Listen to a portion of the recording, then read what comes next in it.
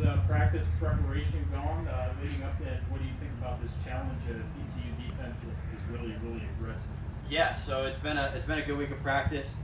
We've had to really turn up the intensity. Obviously disappointed how the last two games have gone, especially on offense and how we performed. So we know we got to get better and work on the details of everything that we're doing. And then playing a defense like ECU, extremely aggressive. They're gonna pressure you about 75% of the game and heat you up, and that's what they do. So it's really important that we're really good communication-wise up front with our offensive line, running backs, and tight ends, communicating on pressures, and quarterbacks make sure they're identifying their hots and everything that they do. And we gotta know our tips and tells and be ready to anticipate what pressures are coming.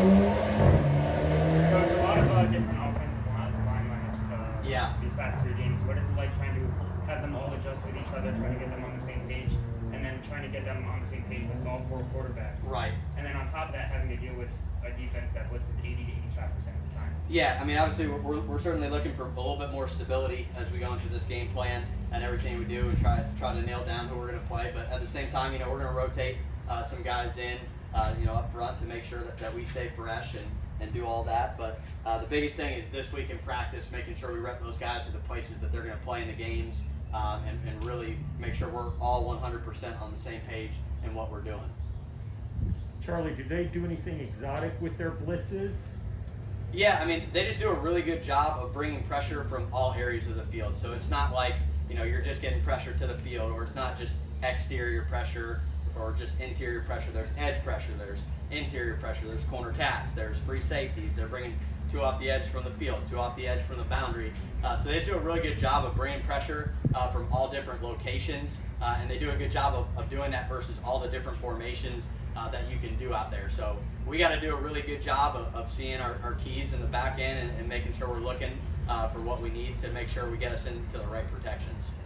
On a couple of big third down, I know the bigger one was the 4th and 2 that Chris Carter just couldn't convert, but you got him in space. Is he kind of coming in to form as a backup tight end?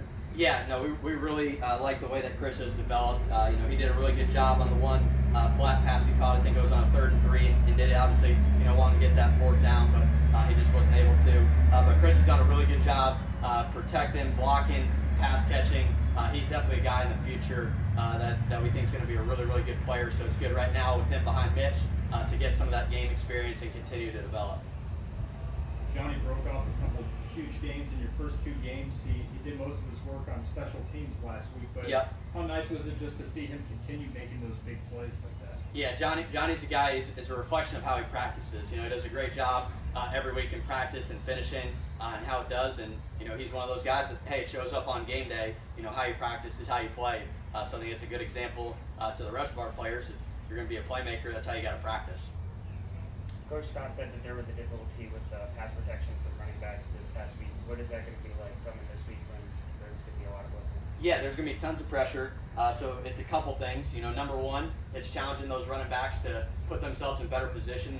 They're trying to cut in a place where they shouldn't be cutting when a guy's playing high and knowing some of that. So they've definitely gone to work in protection this week. And then it's also schematically maybe finding a few ways to utilize maybe our tight ends in protection instead of the backs and kind of switch their responsibilities and doing some scheme things. But also at the same time, we got to challenge them. Hey, you're a running back, you got to protect when the time comes. So you got to do a much better job with that. Is it tough maybe having some smaller guys in pass pro like Joyner and Ford? Do you maybe look to rely on some of those bigger guys? Yeah, we got Leo Parker in at the end of the game, and he did some good things protection-wise. So he's certainly a guy that we hope moving forward can continue to improve and get better. So he's somebody that we can put in maybe in some of those passing situations to have a bigger body.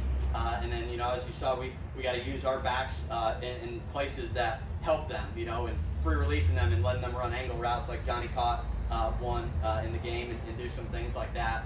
So we can help those guys out as well.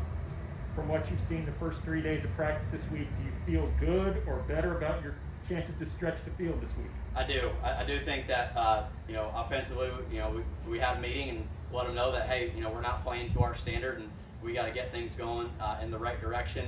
And I think they've really taken that to heart and gone to work this week and really put it on their shoulders that we got to improve, especially, at some of those certain positions at quarterback and at wide receiver.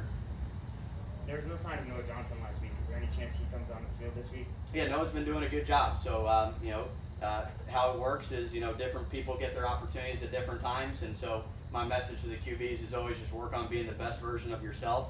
And I thought Noah's had a good week of practice this week. So he continues to improve. And, at some point, he'll get his opportunities. A big was getting Brent Cecil back. And how do you think he fared? Yeah, it was great having Brad back. I thought he did a really good job. Obviously, it wasn't perfect first game back, and some little things fundamentally, but he did a really good job of with the protection stuff and communicating and getting us into the right looks. And just sometimes we didn't do a good job physically with the protection in certain areas, but I thought Brad did a really good job. It's just great having him back from a leadership standpoint as well, and bringing guys along with him. Obviously, kind of a big issue up front was the pre-snap penalties last year. Right. A lot of false starts and then a lot of holding calls. This year you guys are one of the least penalized teams in the country, and that helps up front. Yeah. So what have those guys been doing to stay more disciplined? We had some major issues with pre-snap penalties in our first scrimmage of fall camp, and so I really think it was at that point that we really made an emphasis of this is something that we got to work on every single day. And so, throughout fall camp, it was, we're doing up downs and different deals for every time that they false start, do something wrong. And so really just emphasize that to those guys throughout. And we really continue to do that to this day because we can't afford to do things like that and to make those mistakes with the position we're at right now. So we got to keep getting better. But no, that's definitely been one bright spot. Is it encouraging when you look at the box score and there's only 3 penalties? It definitely is. Obviously would like better results. Right. We'll score more than 7 points, but no, you got to look at all things, and that's certainly a positive. We got to continue to make that a positive for ourselves and improve in those other areas. Charlie, a couple of readers have asked me about Jordan Smith. Is he just maybe not as up to speed as those other guys at this point? Yeah, Jordan's going to be a really good player in the future. He's still developing in the passing game and doing some things and continuing to learn the playbook in some of those areas. So he's not quite ready yet, but we definitely think that he's going to be a guy that can be a really good player in the future. But just right now, he's a little bit behind some of those other guys. But he's had a great attitude, continue to improve. He does a great job on the scout team and giving those guys a look. So really proud of him. Now he's fared. Sometimes it's tough. You're a freshman coming in. You're a big guy on campus, and hey, now you're 4th, 5th quarterback on the roster, but you wouldn't know that from how he practices and how he prepares. Okay, Travis was a guy late in the cycle that once you guys got the job, you were obviously close to him with him being at Miami Central, being with FAU. For sure. Did you expect to maybe see him jump right into the fold like he did? No, I wouldn't think so. When he first got here, honestly, he was a little bit behind, but he's really just as practice has progressed. We've seen his arm talent and how special that really is. Unfortunately, we didn't get to show it on Saturday in the way that we'd want to, but he definitely has the ability going forward, and we saw that and recognized it. And then, as he started to, come back into the fold when Cade was unavailable, kind of taking that 3rd string role, he did a really good job and practiced well and was preparing well, and so he continued to get better and better. And we know with his potential down the future that he could be a really good player based on his arm talent. And he's a guy that played in an absolute gauntlet last year at Miami Central winning a state title. Does that experience of playing big ball games help him at the collegiate level? Yeah, I don't think, even though he had 3 interceptions on Saturday, I don't think it phases him, playing a great team like Cincinnati. So that's definitely one of his strong points is, he's playing at Miami Central, winning a state championship.